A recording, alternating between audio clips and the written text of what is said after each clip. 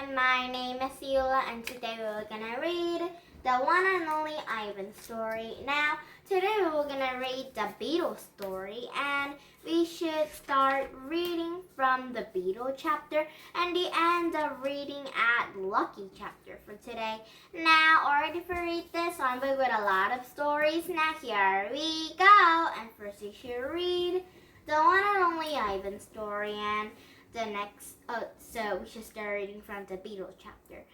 Matt gives me a little black crayon and a fresh pile of paper. It's time to go work again. I smelled the crayon roll in my hands, pressed the sharp points against my palm. There's nothing I love more than a new crayon. I think the squirrel loves crayons. I don't know the reason. I searched my domain for something to draw. What is black? An old banana peel would work, but I've eaten them all. Not Tag is brown.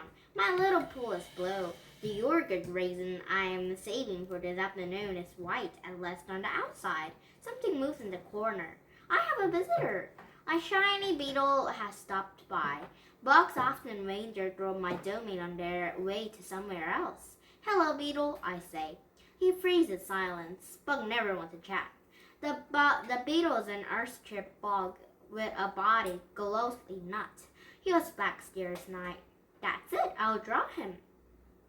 It's hard making the picture of something new. I don't get the chance that often, but I'll try. I look at that beetle who is being kind enough not to move, but back in my paper I draw his body, his legs, and a little antenna, his sour expression.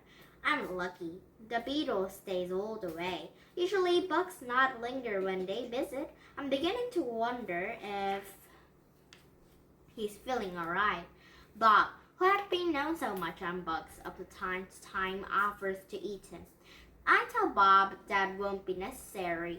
I'm just finishing my last picture and Mac returns. George and Julia are with him. Mac enters my domain and picks up the drawing. What heck is this? He said. Beats me what Ivan thinks he's drawing. The picture of nothing, a big black nothing. Julia standing outside of my domain. Can I see? She says. Mac pulls my picture up to the window. Julia tiles her head. She squishes one eye shut, then opens her eyes and scans my domain. Oh, I know, she says. It's a beetle. See that beetle over there by Ivan's pool? Man, I've just sprayed this place for bugs. Max went over to a beetle and lifts his foot. Also, Julia is really great at drawing, so I think she knows what this Ivan had drawn. But everybody didn't know what Ivan drawn. But Julia loves to draw, so I think she knows it correctly. Before Mac can stomp, the beetle slithers away, disappearing through the crack in the wall. Mac turns back into my drawings. So you figure this is a beetle, huh? If you say so, kid. Oh, that's a beetle for sure, Julia says, smiling at me. I know a beetle when I see one. It's nice. I think I'm having a fellow artist around. Now, next chapter's change. Stella is the first notice to the change, but soon as we all feel it, a new animal is coming to the Big Top Mall. How do we know this? Because we listen, we watch, and most of all, we sniff the air. Humans always smell odd when changes in the air, like rotten meat and a hint of papaya. Guessing. Bob fears of our new neighbor will be a giant cat with little eyes with a coiled tail. But Stella says a truck will arrive in the afternoon carrying a baby elephant. How do you know? I asked a sample in the air, but all I smell is caramel cone. I love caramel cone. I can hear her, Stella says. She's crying for her mother. I listen. I hear the cars charging past. I hear the snore of a sun bears in the wild doorman, but I don't hear any elephants. You're just hoping, I say. Stella closes her eyes. No, she says softly. Not hoping, not at all. Now it's Jumbo. My TV is off, so while we wait for a new neighbor, I ask Stella to tell us a story. Stella rubs her right front foot against the wall. Her foot is swollen wet. an ugly deep red. If you're not feeling well, Stella, I said, you could take a nap, tell us a story later. I'm fine, she said, cuppily shifts her weight. Tell us the Jumbo story, I say. It's a favorite of mine, but I don't think Bob had ever heard it. Because she remembers everything. Stella tells many stories. I like colorful tales with black beginnings and stormy middles in the cloudless blue sky endings. But any story will do. Also, so Ivan loves the story that starts in the black beginnings and the stormy in the middle and the cloudless blue sky endings. So he wants that happy endings. So I never thought that gorilla feels like this. Let's continue. I'm not in a position to be picky. Once upon a time, Stella begins, there was a human boy. He was visiting gorilla family at the place called the zoo. What zoo? Bob asks. He's a strict, smart dog, but there is much he hasn't seen. A good zoo, Stella says, is a large domain, wild cage, a safe place to be. It has a room to roam and humans who don't hurt.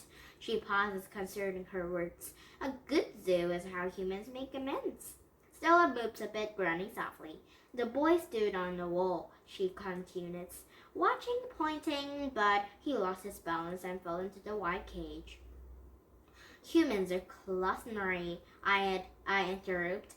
If only they would knuckle walk, they couldn't topple so often. Stella nods. A good point, Ivan. In any case, the boy lay in the mudlands heap, while the humans gasped and cried. The silverback, whose name was Jumbo, examined the boy, as was duty, while his trip watched from the safe distance.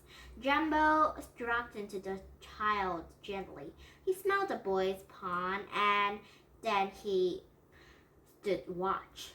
When the boy awoke, his humans cried out, "Stay still, don't move!" But there are certain humans that are always certain about things, and Jumbo would crush the boy's life from him. The boy moaned, and the crowd waited, hushed, accepting the worst. Jumbo let his troop away. Man came down the ropes and whisked the child to waiting arms. Was the boy all right? Bob asks. He wasn't hurt, Stella says, although I wouldn't be surprised that if his parents hugged him anyway many times that night in between their scuttlings. Bob, who had been chewing his tail, pauses, titling to his head. Is that a true story? I always tell the truth, Stella replies, although I sometimes confuse the facts. Now, next chapter's Lucky. I've heard the Jumbo story many times. Stella says that the humans find out it's odd that a huge silverback didn't kill the boy. Why, I wonder, what is so surprising? The boy was young, scared alone. He was, after all, just another grade 8. Bob nudges me with a cool nose. Ivan, he says, why aren't you and Stella in the zoo? I look at Stella. She looks at me. She smiles sadly and with her eyes just a little and only elephant can do. I'm just lucky, I guess, she says. Oh, yes, I guess, she says. So, why is it lucky to don't get into the zoo? Zoo is a really great place. So, let's see this arrival story chapter for tomorrow again. Now, so you'll think about why that. So this is your idea that you think about why Stella don't want to go to zoo. So let's see this.